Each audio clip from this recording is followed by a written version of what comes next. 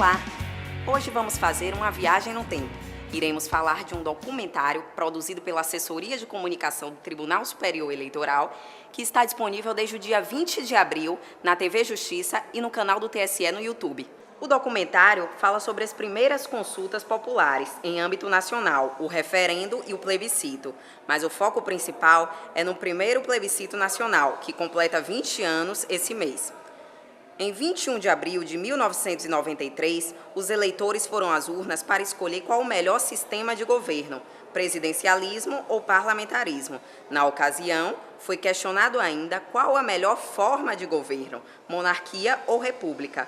Para explicar melhor sobre esse assunto, convidamos o analista judiciário do TRE Bahia e mestre em Direito Eleitoral, Jaime Barreiros. Oi, Jaime, tudo bom? Tudo bem, Renata. Jaime, explica para os eleitores o que é o plebiscito e qual a diferença entre ele e o referendo.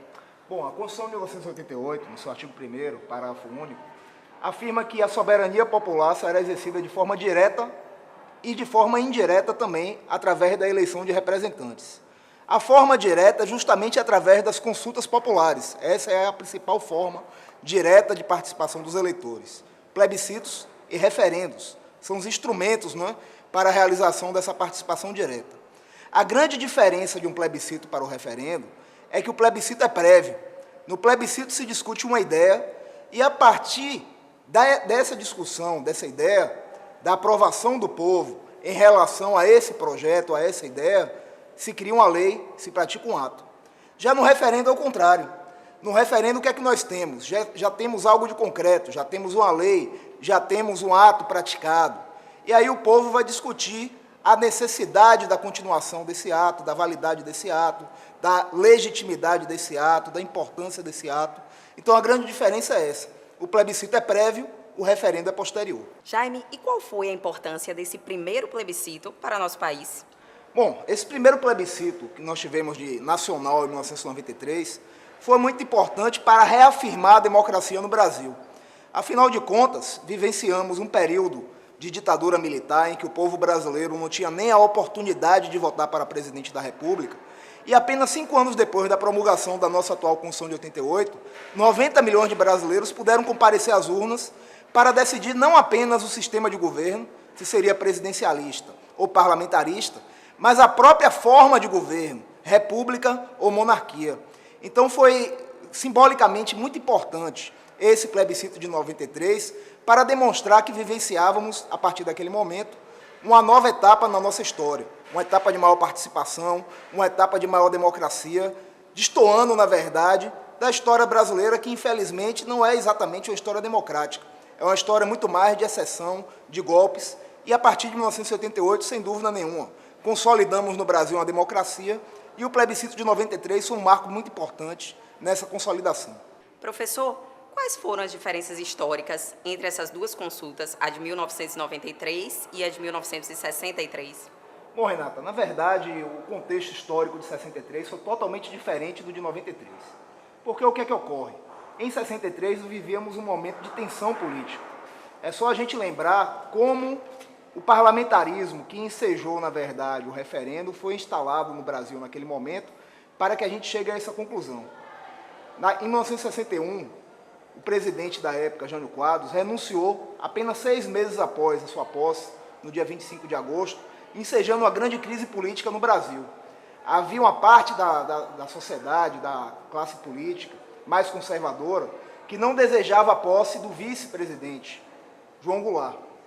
João Goulart teve que sofrer muito para ser empossado, depois de quase 15 dias da renúncia de Jânio Quadros. E a condição para João Goulart ser empossado naquele momento foi aceitar o parlamentarismo, a partir do qual ele seria o presidente, mas não governaria. Uma emenda constitucional estabeleceu esse parlamentarismo e fez a previsão do referendo, em que o povo validaria ou não essa mudança de sistema de governo. A verdade é que o parlamentarismo foi um grande fracasso. Em apenas 1 ano e meio, nós tivemos 3 primeiros ministros diferentes, e em 1963, então, o povo, por ampla maioria, votou pela volta do presidencialismo. Já em 1993, vivíamos um contexto completamente diferente. Já estávamos na nova república, a Constituição de 88 já tinha 5 anos de promulgada, o Brasil já estava sendo redemocratizado, Tínhamos passado no ano anterior pelo processo de impeachment, com os caras pintadas nas ruas de todo o país. Tínhamos, 4 anos antes, melhor dizendo, em 1989, realizado a primeira eleição presidencial direta depois de quase 30 anos. Então o povo foi livre para votar. O povo foi consciente votar na forma de governo e no sistema de governo.